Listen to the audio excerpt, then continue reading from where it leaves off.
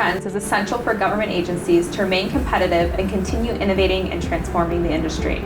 Today, we're sitting down with Managing Principal and Chief Strategy Officer Umang Modi to talk about how agencies can leverage high-impact strategic planning to navigate the increasing complexity and challenges facing government leaders. Hey, Umang. Hey, Jess. Thanks for being here. Sure, absolutely. So, how are customers leveraging strategic planning today?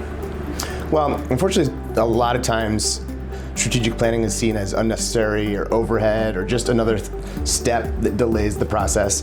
But I find that when a customer and the people in charge with implementing a system can embrace strategic planning, but allows them a lot more flexibility and adaptability into the system they're developing or designing. A lot of times you can, if you're thinking ahead to other issues or problems that may arise later on, or other requirements that may exist that you may be able to tackle later on. If you can build in enough flexibility in the solution, you're going to be way better off when those situations arise later on. In the long run. Yep. So do you see agencies without strategic planning struggling to drive progress? Yeah, and when you don't consider long-term impacts, or you just kind of stay in your silo, or you don't play with the bigger enterprise, you can have a lot of trouble.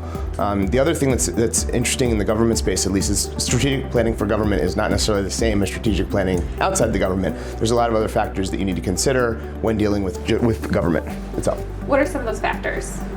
So I've seen a number of cases where the government agency wants a solution or something that was done in the private sector, and they want, whether it's that company or a company like very similar to that's not used to the minutiae of government contracting, that they can just pluck one of those guys and bring them in, and they can do the same thing they did for the private sector for the government, and that just doesn't work. And not just operationally, it's far more efficient to incorporate strategic planning. So why aren't government agencies including it just inherently? Well, I think it's just a shift in mindset is required that hasn't fully happened yet. A lot of folks in the government are still embrace the path of least resistance. We've seen cases where we have a contract for 5 years that we win, and we see the RFP come back out for the recompete, and it's basically somebody took the RFP from 5 years ago, maybe fixed, maybe updated a few words here and there. In a lot of cases, left a lot of legacy language in there, but it was just the easiest thing for them to do to get the RFP out the door, and they figure they'll deal with it when they deal with it. But then a lot of cases, especially when they're not updating their performance goals and metrics and what they're holding you responsible for, and really even just closely mapping their requirements to the RFP, you're not going to end up with the ultimate goal or the results you desire.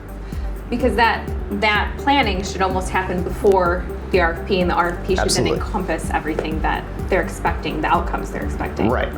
It's impossible right now to incorporate.